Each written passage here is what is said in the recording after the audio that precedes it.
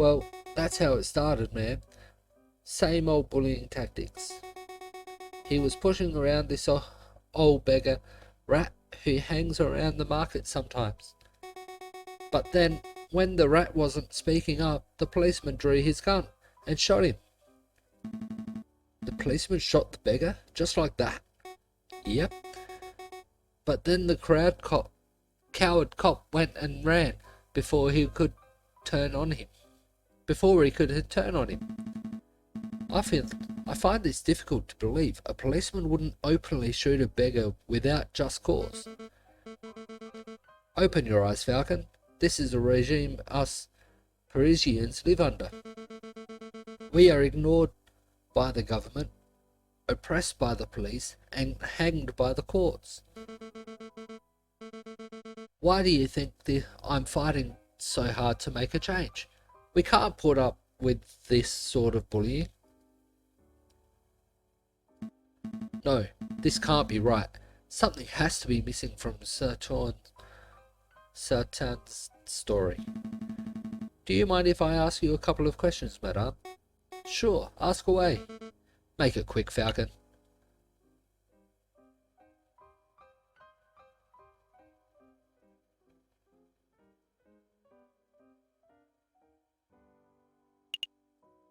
Did anybody investigate the shooting? If a policeman did shoot an innocent person, then there would surely be an investigation. Ha! Your naivety knows no bounds, Falcon. You think the police care if one of their own is out of control? Actually, there was one bloke asking around, but I don't think he was a policeman. Oh? Go on, madam. Well, he was this Charming Fox. Renard? A friend of yours, Falcon? Something like that. We should probably pay him a visit to see what he's up to. Pay him a visit? I suppose we can set aside a little time. Did you want something else? What did the policeman look like? Well, I didn't get a good look at it. But he was tall and ugly and mean looking, and he had one eye. One eye?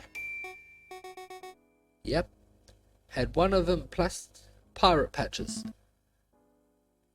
There's no way. Ring any bells, Falcon? I know a man who fits that description, but it simply couldn't be him. He's a bitter individual, but he's morally righteous. I can't imagine him shooting an innocent person so recklessly. Don't let your bias towards the justice system affect your judgment, Falcon. If you think you know who did this, then please, name and shame him. I think I should bite my tongue until I'm a little more certain. Did you want to know anything else, Monsieur? Who was the rat? Just who was this beggar rat? I didn't really know him well, Monsieur. None of us did. He was kinda a loner who hanged around, asking for scraps of food and cents. I don't even know his name. That's so sad. Did he have no family? No means of support? Falcon, do you have any idea how many beggars there are on the streets of Paris? How many people go hungry? How many people are forced to turn to crime? I'm well aware, madam. I'm asking these questions to see if there was perhaps some reason why that particular rat was killed. But no, it appears that this was just the loss of one unnamed beggar rat among many. It's tragic. That it is, Monsieur. Is there any other way that I can help? That's all, madam. Thanks for all your help. No problem. Anything to help, Ma'am Beaumont? We'll try to get to the bottom of this, Sultan. Just make sure to stay safe when the revolution starts. Stay inside. Keep Gambad safe. Of course, ma'am. You stay safe yourself. You hear?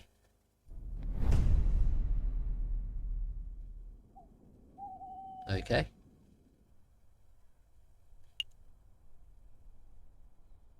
So this is the other private eye person, investigator.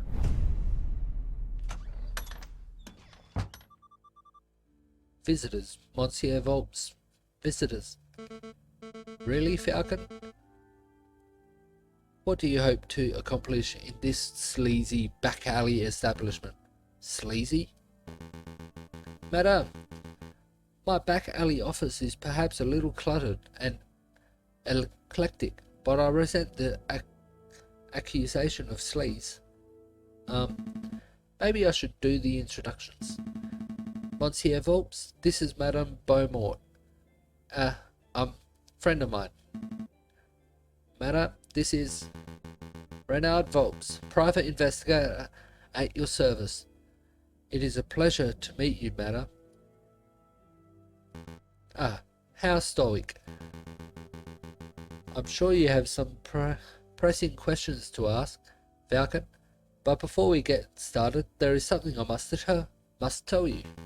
Monsieur Sparrowson dropped by earlier. He informed me of your situation.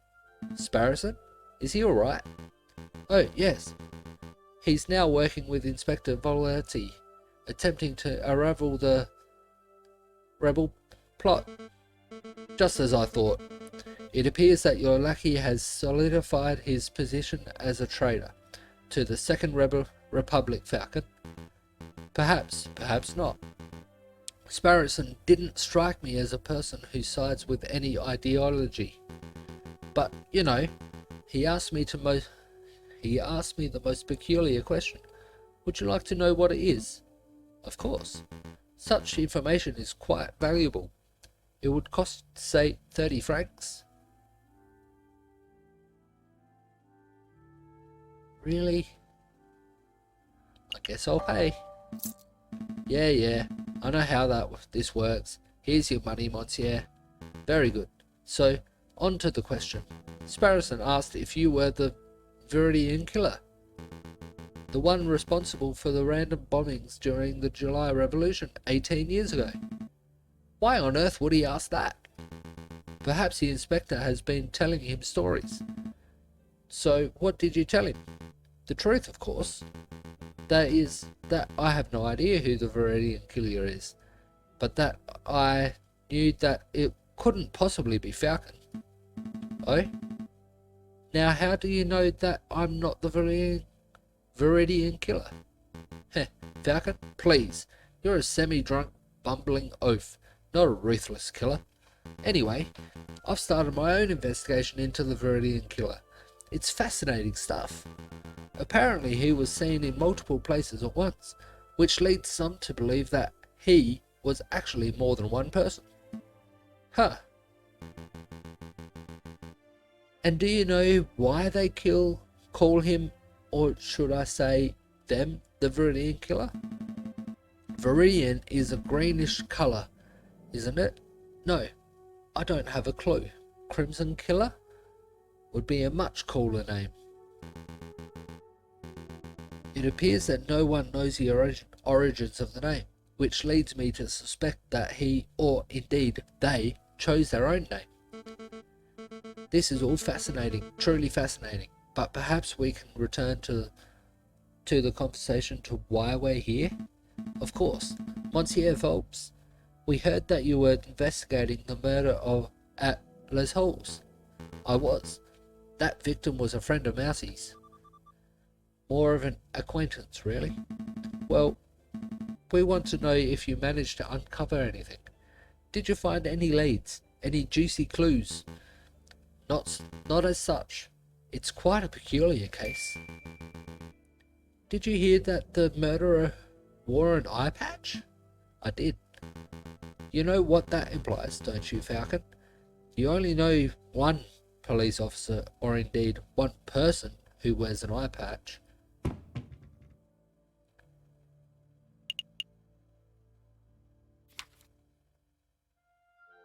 I really cannot remember any of them. I didn't take notice of an eye patch.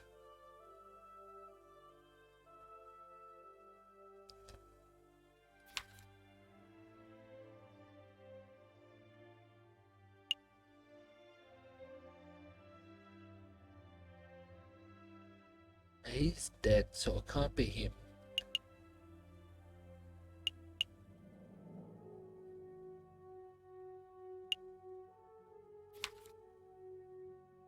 Why are they getting me to guess who it is?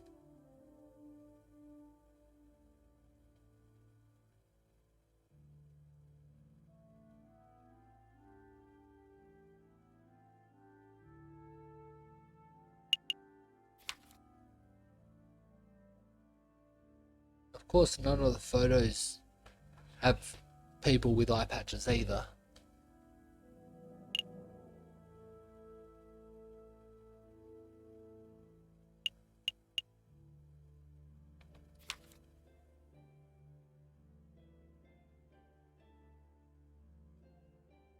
It's someone that Volps knows as well. That's Mousy.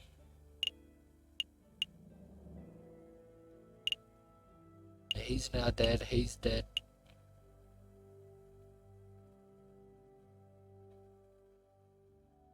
That's Volps in disguise.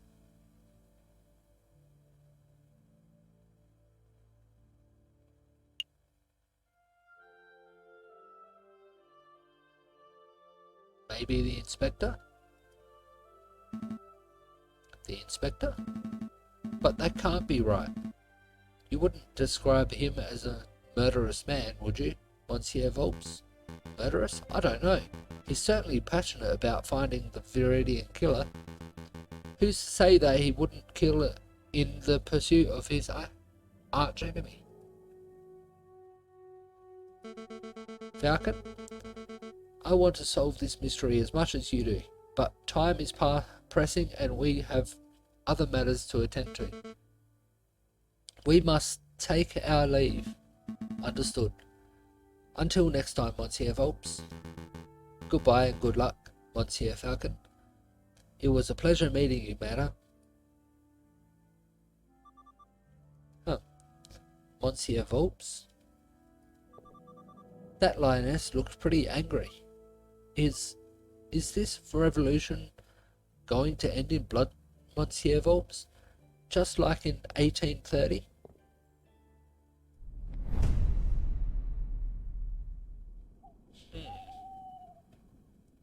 I guess I got the right person though. I can only go there. It's the bridge. This is it, Falcon. This is the day we make our stand. Hey, Jackals. How are you today? I've been doing this one for about an hour, just a bit over an hour. In 40 minutes, I'll be changing over to Grand Theft Auto. I'm going to be restarting San Andreas because what happened last Monday. So everything is coming together as we speak. Fontaine is gathering the protesters at the Place de la Concorde. Aviary is making preparations to build and arm a barricade near the Palais Royal, just as a precaution, you understand? The only question that remains is, are you ready? Of course.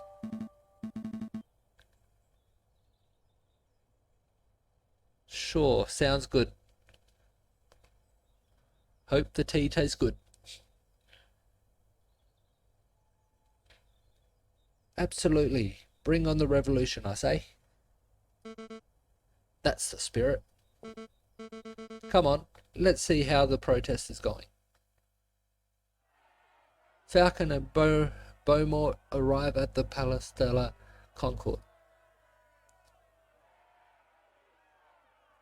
The air is thick with the chants, shouts and cheers of hundreds of protesters. A line of mounted soldiers stand shoulder to shoulder outside the entrance of Tuileries. This is amazing. I had no idea the Second Republic had this many supporters. But of course, you didn't think that we were just a few animals huddling in a cave, did you? The desire for revolution runs deep in the city. Everything's in place at the Palais Royal, ma'am. Just say the word, and we'll set up the biggest barricade you've ever seen. Then we can all storm the building and drag that cocky king out his chair. There's been a change of plan. We're still going to protest, but we're going to do it peacefully. No firing from behind the barricades, no violence, no capturing the king or prime minister. Madame, are you feeling alright? Quite alright, thank you. But what of your desire for a better France? You cannot achieve that without bloodshed. We can certainly try. Falcon, convince me. Falcon?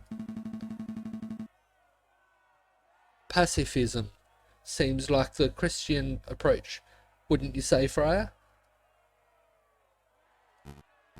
I see. So that's how it is. Excuse me, madame. I think the Friar disapproves of the new strategy. He probably thinks I've gone soft, and maybe I have. But I'm not deviating from this path, even if each and every rebel leaves my side. Don't worry, ma'am. You aren't alone. We're not here for the violence, madame. As long as you strive for a better France, we'll always stand with you. Ah, this stupid bullet ruin. The damn thing's opened up again. What's the news, brother? Is everything in place? We have a problem. The mademoiselle refuses to use violence. She's turned timid. Turned timid? How? It appears that the lawyer, Falcon, is something of a lion tamer. JJ Falcon? That bird is proving to be more trouble than the rooster, I swear. Brother, listen. If there is no violence, then there will be no power gap. One leader will just peacefully replace another. We need chaos for our plan to work.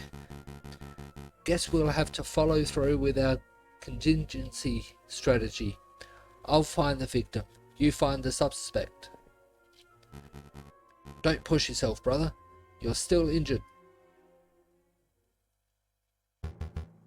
Look at those scum, foul vermin. The lot of them. Mark my words, Sparrow son. Every one of these petulant dissenters will take the first opportunity to turn aggressive. They lust for violence. They don't look too violent to me. Trust me, this is just how the crowd looked before the July Revolution. It only takes one crazed individual and the entire crowd will explode in a frenzy. Hey, it's you. Friar, it's good to see you again. No time for pleasantries, Inspector. You are indeed urgently on the place de la Concorde. You're needed urgently on the place de la Concorde. Me? Why not ask one of the officers on active duty? Guard duty. There's no time to explain. Any minute now. Ah, do you hear that gunshot? It's already begun. Come on, Inspector. We must make haste. Inspector, I really don't think you should be trusting that friar. He's a two-faced wolf. Friar Remus has provided me with reliable information in the past. I trust his judgment. But Inspector, this isn't up for discussion, Sparrowson. I have a duty to uphold. Stay put. I'll be back in no time at all. But, what should I do now?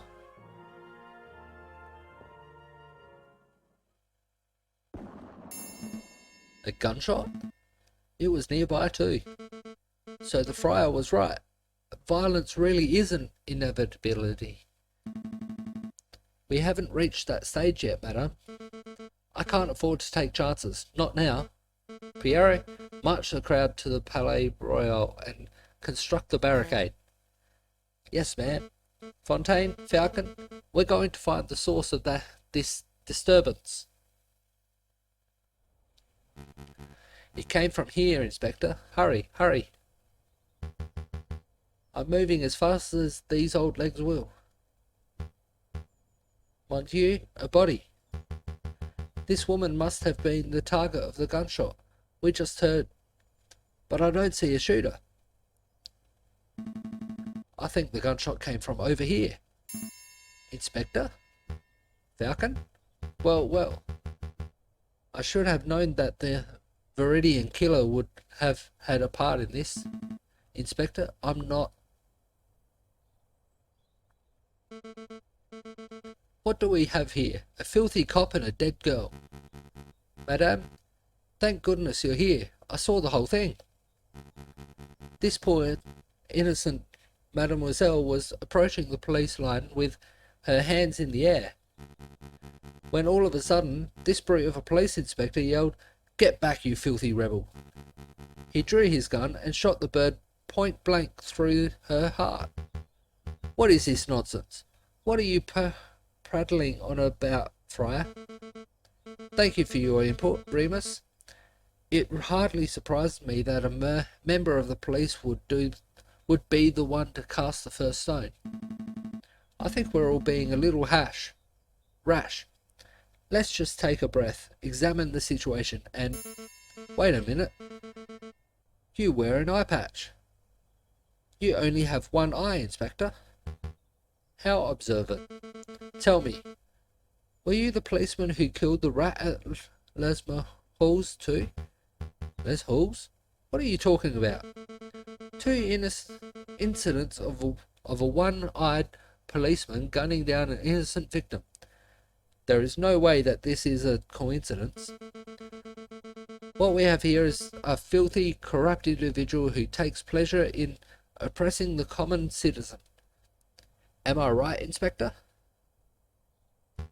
I really shouldn't be surprised that a stupid rebel makes stupid assumptions and comes to stupid conclusions. But open your damned eyes, mademoiselle. I'm not the assailant here. Don't call me mademoiselle, or stupid, for that matter. Your guilt is plain to see. Given the circumstances, I ought to judge and execute you right here and now. Falcon, don't just stand there gawking. Vouch for me. I know this man. Madam, I know this man. His name is Inspector Volerti. He is ruthlessly law-abiding, so much so that I can't envision him shooting a man without just cause. Oh, shut up, Falcon. I'm done with your idealism. I listen to you. I took your words to heart about avoiding violence, and now a girl is dead. Well, I'm done taking chances. Remus, help me escort this invalid to Piero's barricade. I'll decide his fate there. With pleasure, madame. Come along, Inspector. Fontaine, Falcon, deal with the corpse. Meet us at the barricade when you're done. There's no way that this was the work of the police. You know what, Falcon? I think you might be right. An isolated gunshot, this far away from the police line, it doesn't make any sense at all. But that's rebellions for you. They're messy affairs. Sometimes innocents get caught in the crossfire, and there's no reason for it. Well, there's no use dawdling. Help me get the corpse off the streets. Not yet.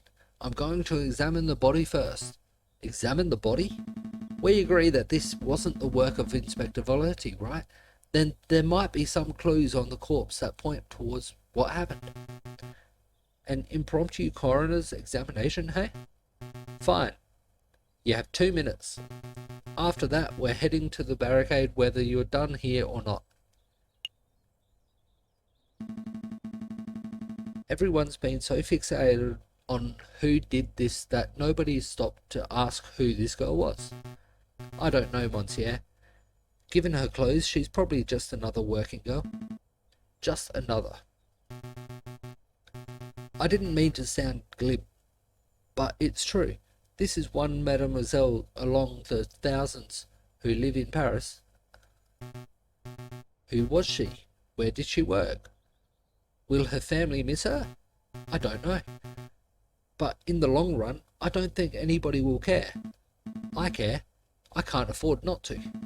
I don't know who this mademoiselle was, but I'm going to see it to that justice is brought about for her death.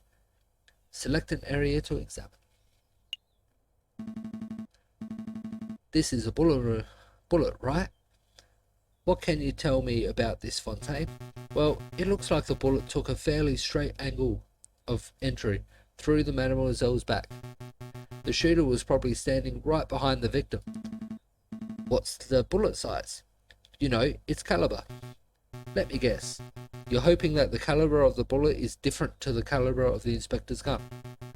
That would conveniently get that one-eyed police officer off the hook, wouldn't it? But I'm afraid I can't help you.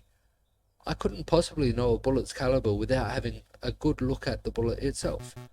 And as you can plainly see, the bullet is 3 centimeters deep in flesh. So you need to see the bullet itself. Help me retrieve the bullet.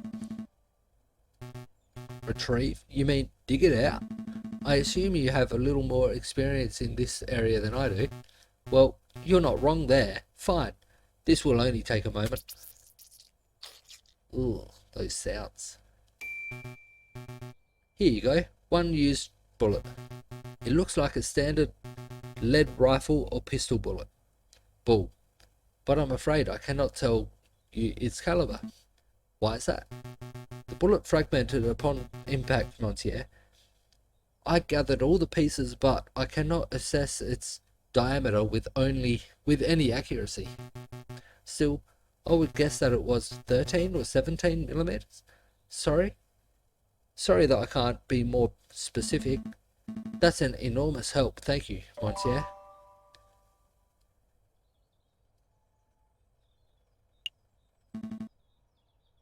It's a long shot, but maybe this girl is faking her injury. Just for the sake of thoroughness, I really ought to check for a pulse. Right. No, nothing. Select an area to examine. I think the game expected you to go there before the blood.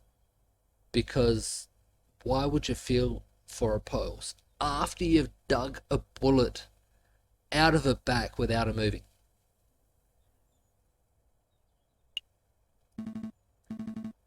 What's this mark? It almost looks like a handprint made in blood. Probably the mademoiselle's. I don't think so. It's the handprint of a left hand on the girl's left shoulder. There's no way a person could comfortably reach that spot on their own back. I suppose so, but if the handprint doesn't belong to the girl, then whose does it belong to? The murderer. It has to be. The question on my mind is, why is the handprint made in blood? Did the murderer sully their hand on the girl's gunshot wound, or were they injured prior to the shooting? There's so much to uncover here, and no time for a thorough investigation. Still more to investigate.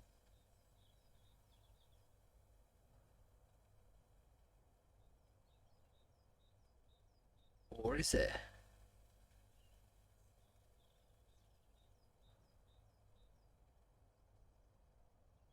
I don't think there is. Nothing else. I'm done here. Very good. Let's move this body off the street. Then we must hurry to the Palais Royal. Rest in peace, mademoiselle. I'll see to it that justice is done. Heh, everything's going just as planned. The madame's probably fuming right now. She'll attack the Palais Royal, the Prime Minister will flee, and then...